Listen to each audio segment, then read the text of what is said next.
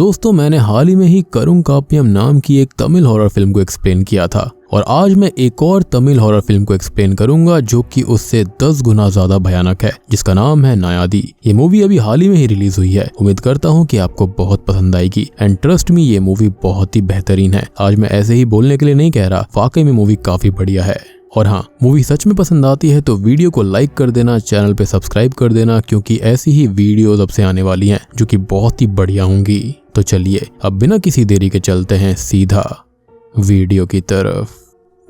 Movie की शुरुआत होती है एक कहानी से जहां पर हमको बताया जाता है कि बहुत पहले जब इंडियन सबकॉन्टिनेंट बना तब लोग एज सिटीजन्स इमर्ज हुए, जहां पर सबके इक्वल राइट थे। फिर बाद में लोगों को उनकी नॉलेज के बेसिस पर 4 कैटेगरीज के अंदर डिवाइड किया गया था। पहली कैटेगरी के अंदर आते थे रूलर, जमींदार, रॉयल लीनिएज और भी सब कैटेगरीज थी। दूसरी कैटेगरी के अंदर राजगुरुज, मंत्री, डिप्लोमेट्स, कमांडर्स और भी काफी कुछ। तीसरी कैटेगरी के अंदर farmers, traders, temple sculptures, artist और वीवर्स थे। और चौथी में वो लोग आते थे जिनको स्लेव्स बनाया जाता था, जिन्हें बंधक बनाकर काम कराया जाता। और इस कैटेगरी में सबसे नीचे एक हंटर कम्युनिटी आया करती थी, जिसको सबसे ज्यादा दबाया गया और उसके ऊपर अत्याचार भी काफी हुए थे, जिसको नायादी कहते हैं। नायादी कम्युनिटी का जीना बहुत मुश्किल था और वो दिन में बाहर नहीं निकल सकते थे, और अगर कोई गलती से बाहर निकल जाता था तो उसे आम आदमी पीट पीट कर मार डालते। यहाँ से वहां जाने के लिए रात में ही उनको निकलना होगा। खुद से कुछ कमा नहीं सकते, जीने खाने के लिए दूसरे से मांगना होगा। और भी बहुत अत्याचार उस कम्युनिटी पर होते थे। अब बड़ी कम्युनिटी के अत्याचार तो थे ही, साथ ही साथ जंगलों के अंदर वो रहा करते थे तो उन पर वाइल्ड एनिमल्स का भी खतरा बना रहता था और वो दोनों ही तरफ से डर के साये में जी रहे थे। तो उन्होंने अपना डर भगाने के लिए एक जंगल की गार्डियन डिएटी को पूजना शुरू कर दिया था, जिसके अंदर वो विच क्राफ्ट, सोर्सरी और सैक्रिफाइस जैसी प्रैक्टिसेस करने लगे। और सैक्रिफाइस में वो जानवरों से लेकर इंसानों तक का सैक्रिफाइस यानी कि बलि दिया करते थे, ताकि उस डिवाइन फोर्स से उनको शक्तियां मिलती रहें।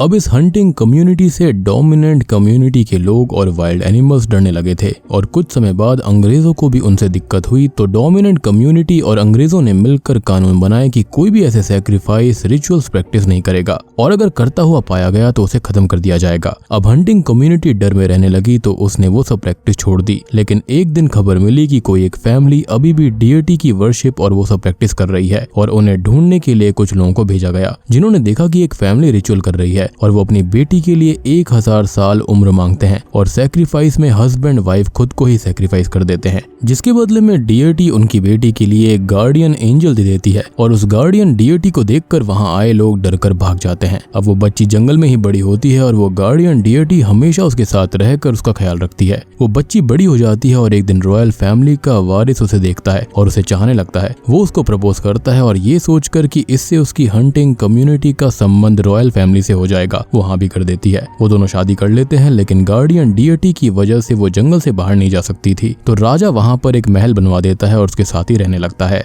अब गांव के लोगों को जब ये बात पता चलती है तो वो कहते हैं कि वो लड़की एक चुड़ैल है और राजा का उससे शादी करके उसके साथ रहना बिल्कुल गलत है। अब गांव के अंदर सूखा भी पड़ जाता है, जिस पर सभी लोग गुस्से में राजा के पास जाते हैं, जो कि उनसे वादा करता है कि उनकी सोच गलत है और वो हर चीज एक्सप्लेन भी कर देगा, उनके सुपरस्टिशंस को भी खत्म कर देगा और सूखा पड़ने से जो उनका नुकसान हुआ है उनको मुआवजा भी दे देगा, जिससे कि सभी शांत हो जाते हैं। अब कुछ समय के बाद में गांव के 10 आदमी, 10 बच्चे और 10 वर्जिन लड़कियां गायब हो जाती हैं और गांव वाले उन्हें सब जगह ढूंढते हैं, लेकिन कोई नहीं मिलता। खैर कुछ दिन बाद गांव वालों को उस लड़की पर फिर से शक होता है और वो महल चेक करने जाते हैं तो वो और राजा एक डिएटी की वर्शिप कर रहे थे।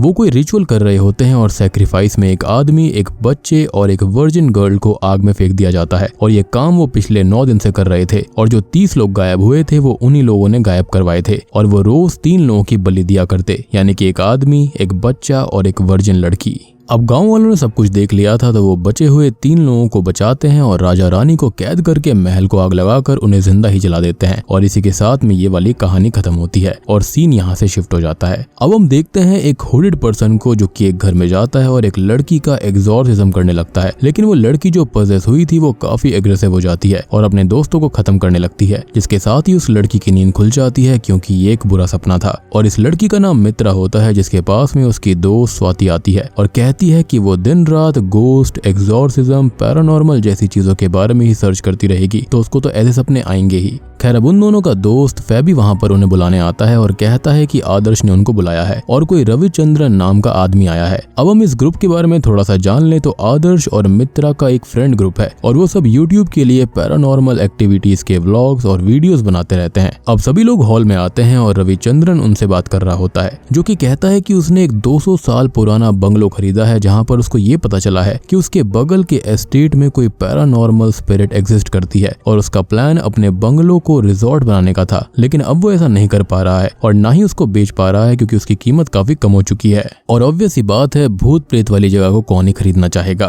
खैर अब तभी वो उन लोगों को नायादी की कहानी भी सुनाता है और कहता है कि पहले उसे भी यकीन नहीं था, लेकिन कहानियों से और आसपास के लोगों के हिसाब से राजा रानी की आत्माएं अभी भी वहां पर भटक रही हैं। और वो आगे बताता है कि पहले वो भी इन सब पर यकीन नहीं करता था, लेकिन उसे बंगलो के अंदर 200 साल पुरानी एक किताब मिली है जिसके अंदर यही कहानी थी, जिस पर स्वाति कहती है कि कहानी तो किसी ने मजाक के लिए लिख दी होगी। इस पर वो कहता है कि हो सकता है, लेकिन स्ट्रेंज बात यह है कि किसने वो किताब लिखी, कब लिखी, ये भी किसी को नहीं पता। और वो चाहता है कि लोग वहां पर आएं और देखें और उनका जो काम है वो करें और वीडियो बनाएं और साबित कर दे कि वो बिल्कुल भी भूतिया जगह नहीं है, ताकि या तो वो वहां पर रिजॉर्ट बना पाए या फिर उसको बेच पाए। अब आदर्श टीम से डिस्कस करता है कि उन्हें कंटेंट और पैसा मिल रहा है, तो वो चले जाते हैं और जरा सी भी दिक्कत होगी या खतरा होगा तो वो लोग तुरंत ही वापस आ जाएंगे, जिस पर सभी लोग एग्री करते हैं और रविचंद्रन उनको एडवांस पैसे दे देता है और अपना कार्ड देकर वहां से निकल जाता है। खैर अब वो लोग अगले दिन वहां के लिए निकल जाते हैं और रास्ते में एक मेंबर को कोई हुडेड फिगर दिखाई देती है, जिससे वो डर जाता है, लेकिन उसे अपना वहम मानकर वो लोग आगे चल देते हैं। खैर अब वो लोग एक लंबे सफर के बाद रविचंद्रन के बंगलो पहुंच जाते हैं, जो कि जंगलों के बीचों बीच था, और वो लोगों को ग्रीट करके उनके रूम्स उनको बताता है। और यहाँ पर हम घर के आसपास उसी हुडेड फिगर को बार बार देख पाते हैं। अब आदर्श को रूम के अंदर एक रानी की पोर्ट्रेट लगी मिलती है, जिसको देखकर वो सोचता है कि ये नायादी हो सकती है। साथ ही साथ मित्रा भी ये सोचती है कि ये घर तो बिल्कुल उसके नाइटमेयर जैसा ही दिख रहा है, जो कि बहुत ही अजीब बात थी। तभी आदर्श अब एक बंद कमरे में जाने लगता है, लेकिन रविचंद्रन उसको रोक देता है कि ये रूम उसकी वाइफ का है, जिसे 2 दिन से वायरल फीवर हुआ है और रूम ओपन करने से वो स्प्रेड हो सकता है और वो एस्टेट से वापस आने पर सबको उससे मिलवा देगा और अभी के लिए वो उसे डिस्टर्ब ना करें, जिस पर आदर्श मान जाता है। खैर अब वो अकेला बैठा हुआ था, जिसके पास में मित्रा आती है और वो उससे कहता है कि यहाँ पर आने से पहले उसने इस प्लेस और नायादी के बारे में थोड़ी रिसर्च करी है और नायादी यहाँ पर सेंचुरीज पहले तक रहते थे और उस कम्युनिटी के कई लोग दूसरी जगह पर रहते हैं और उसे यहाँ पर कुछ सरप्राइजिंग फैक्ट्स भी पता चले हैं। वो नायादी के बारे में बताता है कि वो जानवरों और लोगों से डरते थे, तो उन्होंने ट्रांस माइग्रेशन की आर्ट सीखी और उन लोगों ने अपनी सुरक्षा के लिए कई डेमीगॉड्स को वर्शिप किया, जैसे कि मुतप्पन, कारण कुट्टी, कुट्टी चातन और पारा कुट्टी। और इससे उन्होंने कुछ शक्तियां भी हासिल करी थी, जिसके अंदर मेन शक्ति है ओडियन की, यानी कि यहाँ पर शेप शिफ्टिंग की।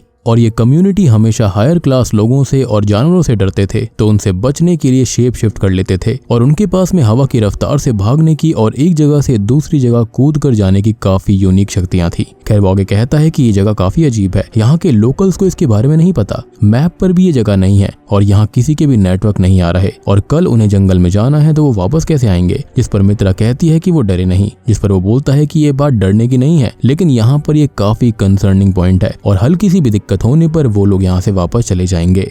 अब तभी उसकी किताब नीचे गिर जाती है, तो वो उसको उठाने लगता है, लेकिन तभी उसे मित्रा के अंदर किसी भूत की झलक दिखाई देती है, लेकिन वो खुद को संभालता है और समझता है कि ये उसका वहम होगा। अब रात को सभी लोग भोजन कर रहे होते हैं और रविचंद्रन उनको जड़ी बूटियों वाली वाइन देता है, जिसको सभी पीते हैं, लेकिन फैबी नहीं पीता क्योंकि वो बाहर था। और अब सभी लोगों को विंडो पर वही हुडेड पर्सन दिखाई देता है, जिससे सभी डर जाते हैं। और अब फैबी वहां पर आकर बताता है कि उसने वाइन में मशरूम मिलाया था, जिससे कि सबको ये लगता है कि शायद ये हेलुसिनेशंस मशरूम की वजह से हो रहे होंगे। अब सभी लोग सोने चले जाते हैं और फैबी वहीं पर रुकता है, जिसको कोई इनविजिबल फोर्स हॉन्ट करती है और हवा में उड़ा देती है और गिराकर बेहोश भी कर देती है, जिससे कि वो ये सब भी भूल जाता है। और फैबी ने तो मशरूम खाली मजाक में मिला दिया था, लेकिन यहाँ पर जो चीजें हुई थी वो वाकई में हो रही थीं। अब अगले दिन सभी उस एस्टेट के लिए निकल जाते हैं। तभी रविचंद्रन बताता है कि वो एस्टेट थोड़ी ही दूरी पर है, लेकिन वो सब लोग काफी थक गए थे और आगे नहीं चल सकते थे। तो आदर्श यहाँ पर सजेस्ट करता है कि रात होने वाली है, तो वो लोग अभी यहीं पर कैंप लगा लेंगे, जिसके बाद में वो सुबह आगे चल देंगे। अब सभी लोग कैंप लगाते हैं और हम किसी और को हर टाइम उनके ऊपर नजर रखते हुए फील कर पाते हैं। और अब वो लोग कैंप फायर लगाकर आराम करने लगते हैं। आदर्श और मित्रा थोड़ी दूर थे और यहाँ पर आदर्श मित्रा को पसंद करता था, तो वो भी उसको प्रपोज कर देता है और वो भी उसको चाहती थी, तो इस चीज को एक्सेप्ट कर लेती है।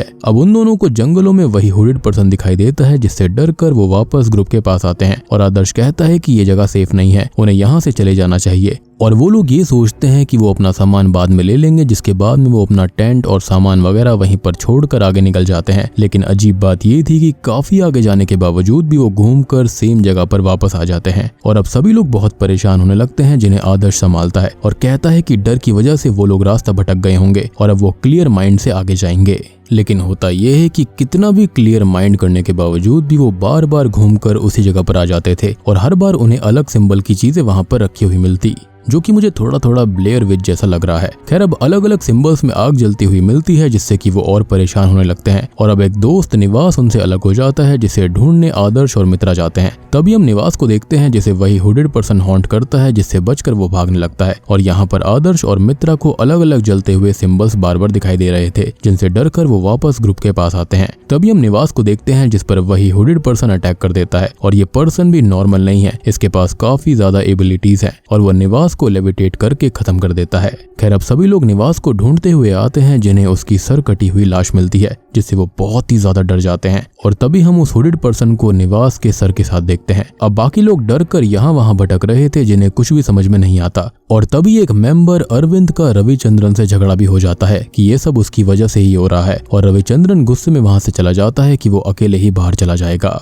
खैर, अब ये लोग बाहर जाने का रास्ता ढूंढने लगते हैं और तभी कोई इनविजिबल फोर्स स्वाति को कहीं पर खींच लेती है। वो थोड़ी दूर जाकर गिरती है और आवाज लगाने लगती है, जिसको ढूंढने के लिए आदर्श जाता है और वो बाकी 3 लोगों को एक साथ रुकने के लिए बोलता है। अब वो जाकर स्वाति को ढूंढता है, जो कि उसको मिल भी जाती है, लेकिन वो लोग अपने ग्रुप तक नहीं पहुंच पाते और भटकने लगते हैं। यहाँ पर रविचंद्रन घूमकर वापस उन तीनों के पास आ जाता है और उनसे माफी मांगता है और साथ रहने के लिए बोलता है। अब फैबी और अरविंद उसके पास मित्रा को छोड़कर स्वाति और आदर्श को ढूंढने जाते हैं और तभी कोई इनविजिबल फोर्स उनको भी हॉन्ट करती है, खाई में गिरा देती है, उनको फॉलो करती है और फैबी को कहीं पर खींच लेती है। जिसको होश आता है तो वो अरविंद की बॉडी को देखता है और अब उसके पास हुडेड पर्सन आता है, जो कि एक वूडू डॉल को तोड़ता है, जिसके साथ ही फैबी 2 टुकड़ों में बंटकर खत्म हो जाता है, यानी कि वो वूडू डॉल उसकी ही थी।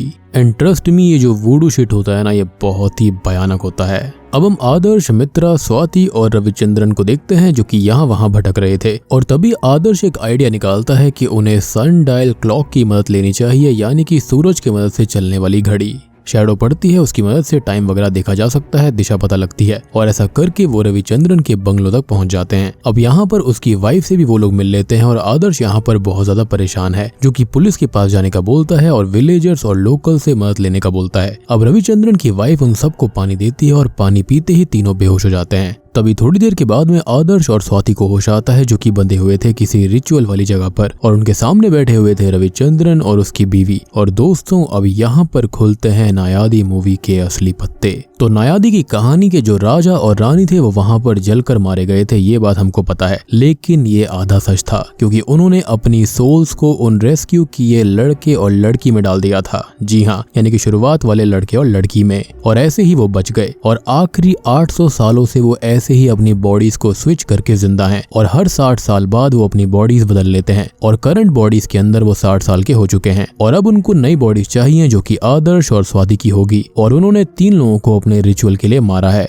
अब आदर्श खुद को फ्री करके दोनों को एक रूम में बंद कर देता है। अब वो और स्वाति मित्रा को ढूंढने लगते हैं और वो उनको मिल भी जाती है। वो तीनों वहां से भागने लगते हैं, लेकिन मित्रा उन दोनों के सर पर लकड़ी से वार करके उन्हें बेहोश कर देती है। अब उन दोनों को फिर से होश आता है और वो फिर से बंधे हुए थे। मित्रा यहाँ पर असल में रविचंद्रन से मिली हुई थी, यानी कि उस राजा की सोल से, और वो रिचुअल करने लगती है, जो कि उन दोनों की बॉडीज को मार करके उनके गॉड ऑफ प्रोटेक्शन को ऑफर करती है और उसकी ऑफरिंग्स एक्सेप्ट भी हो जाती है। लेकिन यहाँ पर आप ये बात सोच रहे होंगे कि मित्रा की ऑफरिंग्स क्यों एक्सेप्ट हुई हैं और यहाँ पर वो उनकी मदद कर क्यों रही है, पैसों के लिए या फिर क्या। जिसके बाद में मित्रा वापस से रिचुअल ग्राउंड पर आती है। और दोस्तों, अब यहाँ पर खुलते हैं इस मूवी के बचे हुए बाकी असली पत्ते। तो उस दिन गांव वालों ने असल में 3 लोगों के साथ में एक इन्फेंट यानी कि एक छोटे बच्चे को भी रेस्क्यू किया था और ये इन्फेंट कुछ और नहीं बल्कि राजा और रानी की ही बेटी थी और उसके अंदर भी वो नायादी है, तो वो भी तब से ही जिंदा है और बॉडीज चेंज करती आ रही है। और मित्रा की बॉडी उसने बचपन में ही ले ली थी और यही रीजन था कि वो इनकी मदद कर रही है,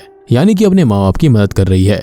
बॉडीज बदल सकती हैं, लेकिन यहाँ पर तो सोल का चक्कर था। सोल्स के हिसाब से तो वो उसके ही माँ बाप थे और वो उनकी बेटी थी। अब वो रिचुअल करती है और चारों की सोल्स को एक्सचेंज कर देती है, जिससे आदर्श और स्वाति के अंदर राजा और रानी की सोल आ जाती है और उनकी ओल्ड बॉडीज के अंदर इन दोनों की सोल चली जाती है। और ऐसा ही सेम कॉन्सेप्ट आपने किस मूवी के अंदर देखा है, कमेंट सेक्शन के अंदर जल्दी बता दो, कोई भी चीटिंग मत करना। बाकी अगर आप नहीं बता पाए हैं तो मैं बता देता हूँ कि स्केलेटन की मूवी के अंदर ऐसा ही हुआ था, और उस वीडियो का लिंक भी मैं आपको नीचे डिस्क्रिप्शन में और पिन कमेंट में दे दूंगा, जाकर देखना, वो भी काफी इंटरेस्टिंग मूवी है। खैर, अब रिचुअल खत्म करते हुए मित्रा उन दोनों को खत्म कर देती है और आदर्श उससे पूछता है कि वो उन्हें जिंदा भी तो छोड़ सकती थी, जिस पर वो कहती है कि इससे उनकी ट्रांस माइग्रेशन की आर्ट बाहर आ सकती है, उसे वो लोग सीख सकते हैं जिन्होंने उसको देखा हो, और अब वो आदर्श को भी खत्म कर देती है। खैर, अब मूवी के एंडिंग सीन में दिखाया जाता है कि कैसे उन्होंने ये सब किया। ये प्लान असल में पहले से ही बना हुआ था, 3 लोगों को उन्होंने कैसे मारा एंड ऑल, और वो सिंबल्स वगैरह बनाना, आग लगाना, सब कुछ मित्रा अपनी पावर से कर रही थी। और जैसा कि मैंने आपको बताया था कि यहाँ पर इनके पास पावर्स होती है, इन्होंने अपने गॉड को या फिर ये कहें डेमी गॉड्स को खुश किया था। खैर, मूवी के पोस्ट क्रेडिट सीन में हम आदर्श के भाई को देखते हैं, जो कि एक 600 साल पुरानी नायादी के पास में था, और वो नायादी उसे सब कुछ बताता है कि चीजें कैसे काम करती हैं। और यहाँ पर आदर्श का भाई असल में अपने भाई को फिर से जिंदा करना चाहता है, और ये हो सकता है क्योंकि 14 दिन पूरे नहीं हुए थे उसको मरे हुए, और 14 डेज के अंदर अंदर आप उसको जिंदा कर सकते हो, और नायादी की मदद से ये हो सकता है। मीन्स यहाँ पर हम शायद से सेकंड पार्ट भी देख सकते हैं। और बूम, इसी के साथ में ये मूवी यहीं पर खत्म हो जाती है। तो दोस्तों, ये थी नायादी फिल्म की कहानी। उम्मीद करता हूँ कि आपको इसका कॉन्सेप्ट अच्छा लगा होगा। मुझे तो पर्सनली मूवी काफी अच्छी लगी। मूवी के अंदर कॉन्सेप्ट को जिस तरह से प्रेजेंट किया गया है, डायरेक्ट किया गया है, वो काफी बढ़िया है। और सबसे बड़ी बात, आप ये भी सोच रहे होंगे कि राजा और रानी तो बार बार अपनी बॉडीज को चेंज कर रहे थे, लेकिन उनको कोई रोक क्यों नहीं पा रहा था। तो आपको याद होगा कि शुरुआत में वो जो बच्ची थी जो कि आगे चलकर रानी बन गई, वो थी तो नायादी ही अल्टीमेटली, और उसके माँ बाप ने खुद का सैक्रिफाइस डेमी गॉड्स को दे दिया था, या फिर ये कहें कि डियटी को दे दिया था, जिसके चलते उसने वादा किया कि वो उसके साथ में 1000 साल तक रहेंगी, यानी कि 1000 साल तक वो जिंदा रहेगी। और इसी वजह से उसको इतनी सारी सुरक्षा मिल रही थी। एटलीस्ट मेरे ख्याल से वो 1000 साल तक तो सेफ हैं, यानी कि मेरे हिसाब से वो अभी 4 और बॉडीज बदल सकते हैं। और बात करें कि आगे क्या होगा, तो मेरे हिसाब से यहाँ पर आदर्श का भाई ये सब सीखेगा और शायद से अपने भाई को बचा भी लेगा। मूवी के अंदर काफी कुछ हो सकता है। यहाँ पर राजा और रानी से, यानी कि नायादी कम्युनिटी से इसकी लड़ाई भी हो सकती है, और अगर वो इस चीज में सक्सेसफुल नहीं होगा तो फिर तो कुछ भी नहीं होना, उसकी भी मौत होने वाली है। बात रही कि 1000 साल होने के बाद में क्या होगा, तो मेरे हिसाब से ये दोनों ही अपनी बेटी यानी कि मित्रा के लिए खुद का सैक्रिफाइस फिर से दे देंगे, जिसके चलते उनकी बेटी को अब 1000 साल मिल जाएंगे, जिसके चलते आने वाले 1000 साल तक वो फिर से यही सब करेगी। और जब वो शादी करेगी तो उसका पति भी शायद से नायादी हो सकता है, और अगर नायादी नहीं भी होगा तो वो उसको ये सब कुछ सिखा देगी, और ऐसे ही ये साइकिल कंटिन्यू होती रहेगी। और ये भी तब तक ही होगा जब तक इनकी डियटीज इनसे खुश रहेंगी। अगर कुछ भी रिचुअल में गलती हो गई या फिर कुछ भी गलत हो गया तो उसके बाद में वो नाराज हो सकती हैं, जिसके चलते इनकी मौत हो जाएगी। और हाँ, आप ये भी सोच रहे होंगे कि ये हुडेड पर्सन कौन थे, तो हुडेड पर्सन कोई और नहीं बल्कि ये तीनों ही थे, यानी कि मित्रा, रविचंद्रन और उसकी बीवी। इनके पास में शक्तियां थी तो ये कभी भी गायब हो जाते थे, कहीं पर भी कूद सकते थे, और इसलिए इतनी इजीली ये सबको मार पा रहे थे। और इन्होंने चोगा इसलिए पहना हुआ था ताकि ये किसी को दिखाई ना दे और इनका प्लान फेल ना हो जाए। तो उम्मीद करता हूँ कि आपको ये थ्योरीज और मूवी अच्छी लगी होगी। अच्छी लगी है तो वीडियो को लाइक कर देना, चैनल के ऊपर नए हैं तो सब्सक्राइब कर लीजिए। तो मैं आप सबको मिलता हूँ अगली वीडियो के साथ में, तब तक के लिए